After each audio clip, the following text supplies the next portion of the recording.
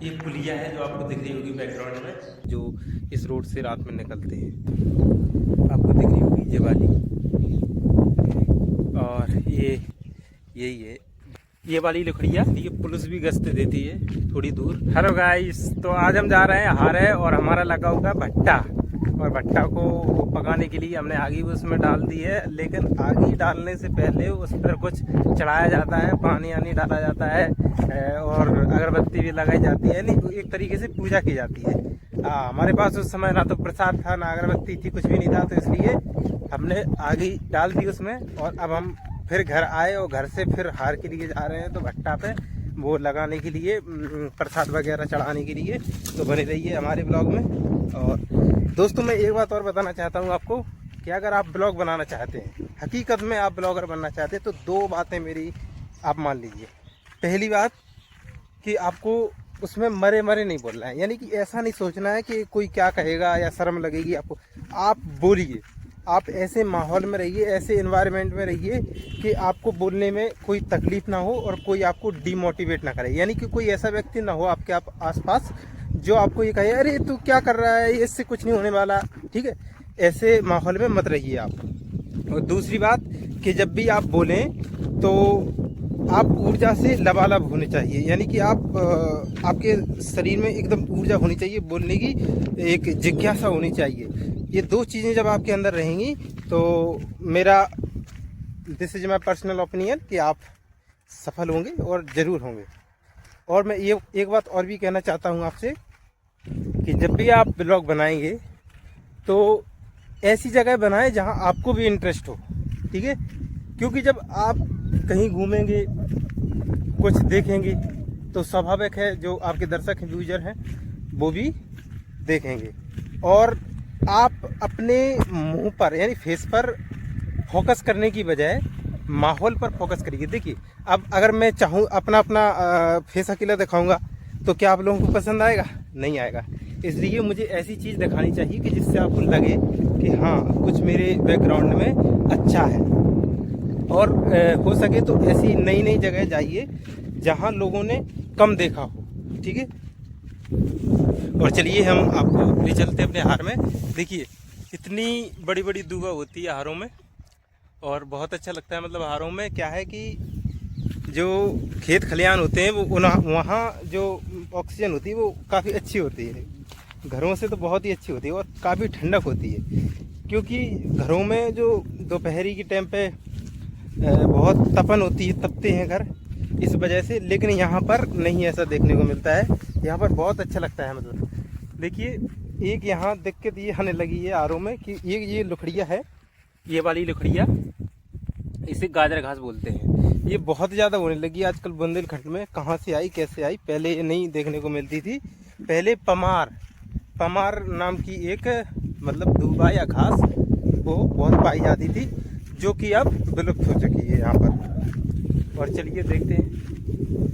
ये बस गांव में एक दिक्कत होती है, गांव के एरिया में मैं आपको ये दिखाना चाहता हूँ। देखिए ये सड़क है, ये सरकारी है यानी गवर्नमेंट की तरफ से, लेकिन लोगों ने खेत काट काट के इसको सकरा कर दिया है। और ये हर जगह पर चलता है। कई जगह ये पानी देने के लिए, पानी डालने के लिए, यानी कि सिंचाई करने के लिए नालियाँ होती हैं, गूल उन्हें बोलते हैं हम लोग, तो उनको भी लोग काट देते हैं ऐसे ऐसे। तो यहाँ पर ये चीज़ें बहुत नॉर्मल होती हैं, ऐसा चलता है। अब देखिए आपको ये दिख रहा होगा, ये धुआं है हमारी भट्टा का आ रहा है। हमने जो गुम्मा पकाया वहाँ पर वो लगा हुआ है।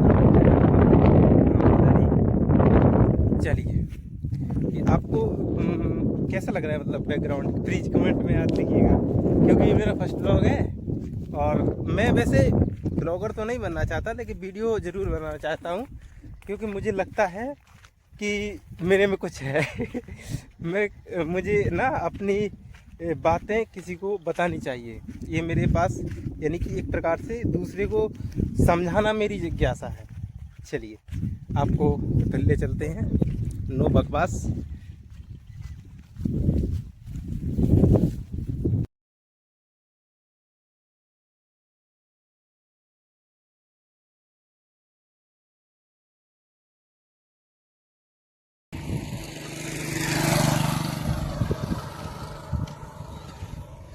तो देखिए गाइस, हम लोग आ चुके हैं अपने हार पे, और यानी कि ये रोड है यहाँ पर प्रधानमंत्री ग्राम सड़क योजना वाला।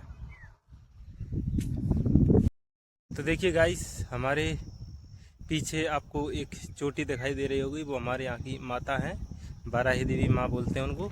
चलिए आपको ले चलते हैं।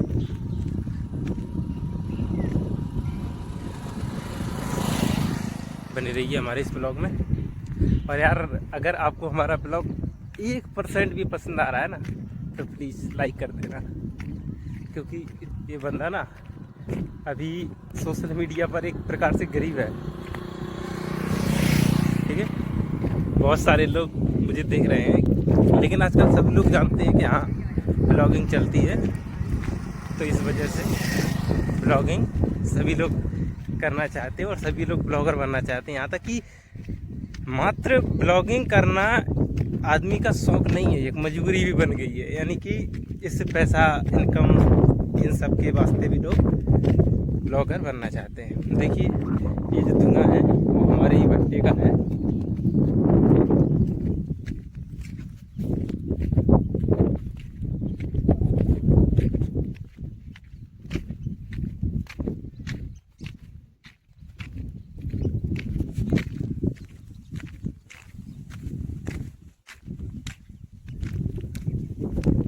और ये हमारी कोठी आ गई है यहाँ पर ये कोठी हमारी।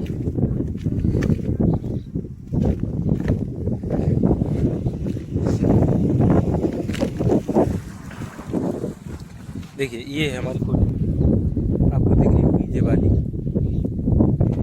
और ये हमारे खेत हैं। खेत तो वैसे ज़्यादा नहीं है, 2-2 बीघे के 4 टुकड़े हैं। और ये आम है अपन का, ठीक है, ये वाला। चलिए मैं दिखाता हूँ।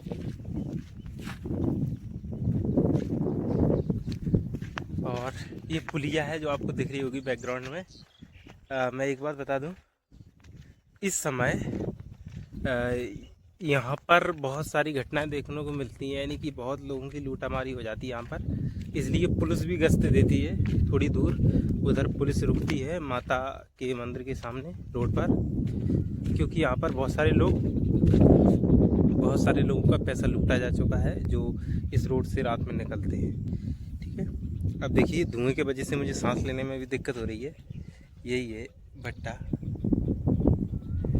चलिए अब इस पर चलते हैं।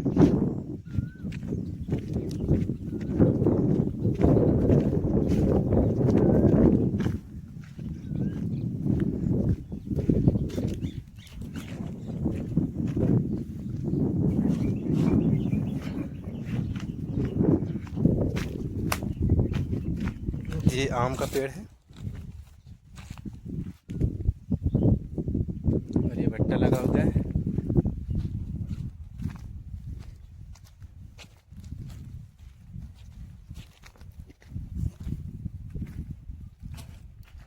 हम कुछ ही समय पहले आए थे, यहाँ पर आग डाल गए थे, क्योंकि पानी का जो मौसम है पता नहीं कब बरस जाए, तो इस वजह से हमने सोचा प्रसाद तो हम बाद में चढ़ा देंगे, लेकिन पहले इसमें आग ही डाल देते हैं, ठीक है।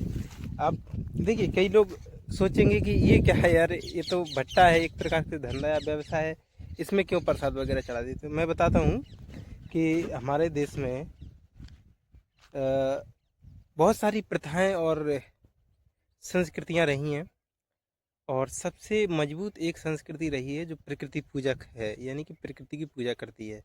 ये कोई देवता या ऐसा वैसा कुछ नहीं होता, भूत प्रेत वगैरह कोई भी नहीं होता, ये प्रकृति पूजक लोग हैं। जैसे कि पिछले समय में जब जब भी लोग फसल बोते थे, तो फसल के लिए जो हल होता था, हल की पूजा करते थे। और किसान लोग जो है वो अपने फलों की पूजा करते थे, जिसे आज हम देव उठनी बोलते हैं। उस त्योहारों पे जो भी फल फ्रूट्स आते थे उनकी पूजा करते थे। जब भी धान्य होती थी, फसलें आती थी, उनकी पूजा करते थे। आज भी एक बड़ौनिया एक प्रथा चलती है, इसमें बड़ौनिया लिया जाता है। ये सारी प्रकृति पूजक चीज़ें हैं। जैसे कि कई गांव में जवारे बोए जाते हैं, हमारे गांव में भी बोए जाते हैं जवारे। तो ये ऐसा नहीं है कि मतलब किसी देवता विशेष के लिए होता है, हाँ लोग मानने लगे हैं, लेकिन ये प्रकृति पूजक का कहीं ना कहीं संदेश है। फिर लोग किस हिसाब से पूज रहा है, किस हिसाब से वो चीज़ें कर रहा है, वो उस पर निर्भर करता है। चलिए, तो ये भट्टा हमारा, आप देखते हैं इसमें ये कैसा पका है। तो देखिए इसमें आग धधक रही है अच्छे से।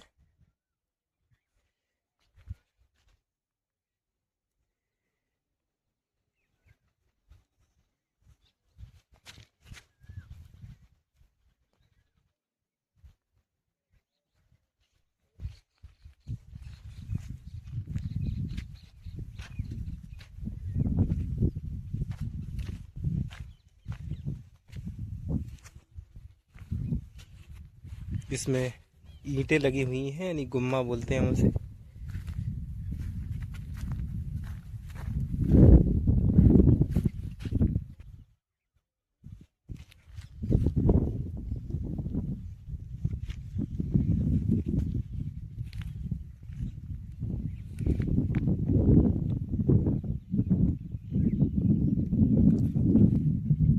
ये हमारे खेत है, हार है ये।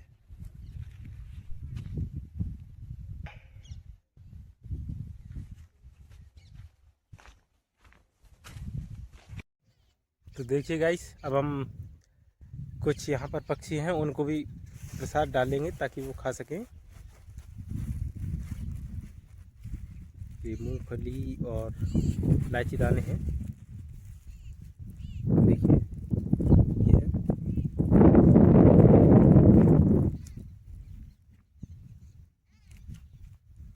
और अब हम चलते हैं अपने घर।